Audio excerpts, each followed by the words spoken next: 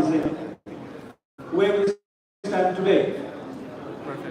If we look at the world we live in today, everything almost around us is moving towards the web. So not so long ago, we were doing many of these things in their silos. But our world has moved today to basically this mobile. That's why I have this with me, because it also helps me to remember what I want to talk about and have some numbers. I think all of us will agree this is where we have headed. Whether but we definitely in that direction. Some things in our life we are absolutely doing offline. Others we may still do in the physical form. But let me quantify that with some numbers, because for the room who are accountants or who are strategists want to see actually numbers behind this statement I made that we have become, are becoming a digital world.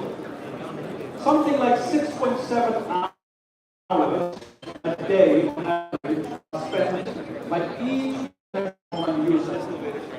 That's, if you think about it, typically our day is 8 to 9 hours and we sleep for the rest of it. That is a huge amount of time we're spending online.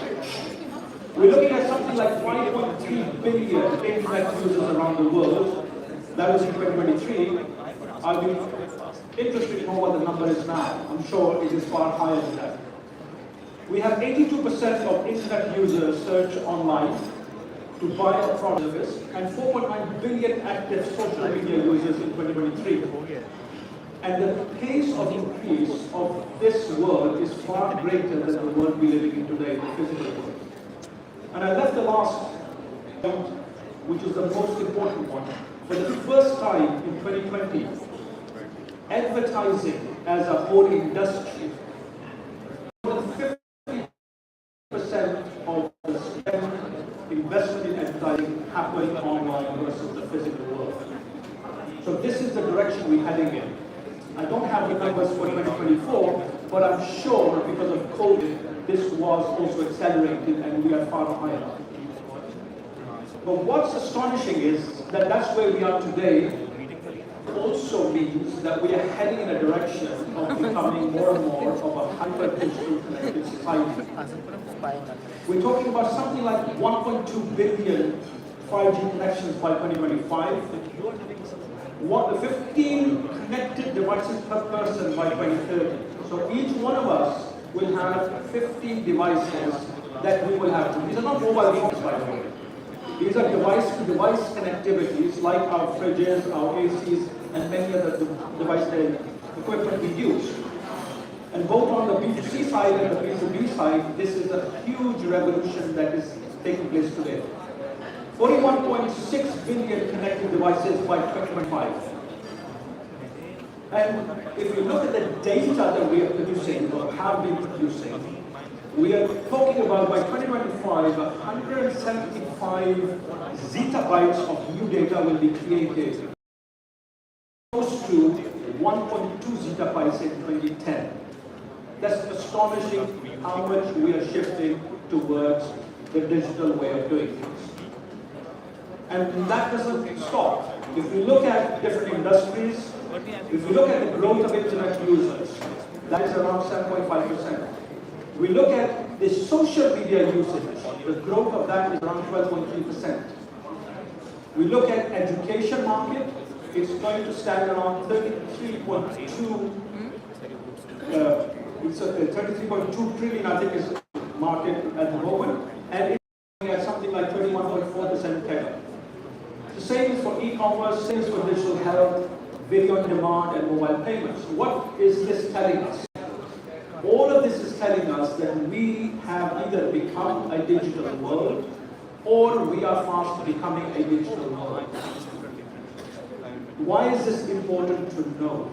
This is important to know because unless we realize as nations that there is a transition happening from the physical world where we're living in today and doing this physically to the digital world, we will not plan for it.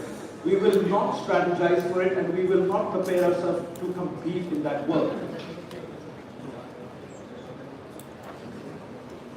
So let's put a ring fence around what is digital world, because this word also gets many times used in a different way to define IT. I'm a purist, and I always try. IT is not digital. Anyone who's telling you IT is digital is putting you on the wrong path. But digital can be IT, because you need the technology, the backbone that will enable that digital world. Digital world is about new business models that have evolved, and it is about technology communication as well. But it's much more about how do we work, play, sell, buy, educate, and entertain ourselves in that world. And that's the difference we need to keep in our mind. We often hear the word digitalization. We are again going down the wrong path from my perspective. Becoming digital is something different to going down the digitalization path. When we talk about becoming digital, we talk about how can we operate as a country, as a company, as a nation in the digital era we are living in. When we talk about digitalization, we are talking about how can we take the processes that exist today. A digital nation is in which residences, businesses, governments, legislators, judiciaries, all of these different actors are actually digitally doing all the things that are possible. The economy is predominantly made up of digital native businesses. The ones that only or partially or in the main operate in the digital world, not the physical world. A true digital business is not an IT company. Let me say again, a true digital business is not an IT company. Netflix is a digital business. Spotify is a digital business. But a technology company or an IT company is a provider and enabler of those digital businesses, but not a digital business. And if we don't realize this difference, we will be planning and strategizing for the wrong thing. So it's extremely important we understand the game we play. And the third thing is that we are using to our best of abilities the emerging technologies and the digital era business models.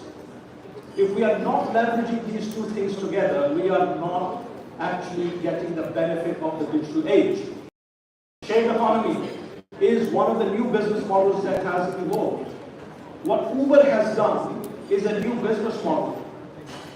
Many others, like for example Airbnb, these are models that have evolved in this era. Doesn't mean these are unique, they didn't exist before. But the difference is they can be done at scale, whereas we could have been worked on a very limited basis because it was physical. The digital world is enabling scale to happen. From day one, when you start a digital business, you have the opportunity for this to become a global business. Whereas a physical business from day one doesn't have that opportunity. And it's important to understand this difference as well. So this translates into something that I had pitched in the beginning of this year, creating a digital society or a highly digitalized society, creating a digital economy or a highly digitalized economy, and digital governments or a highly digitalized governance model. The reason I use both, everything is possible to become digital. So we need to leave some space for the digitalization also. So we need to be thinking as digital nations. If we don't think as digital nations, we will miss an opportunity, we will miss a trick.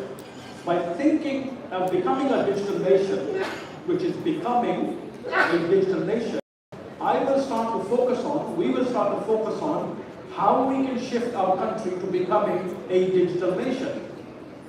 Why this is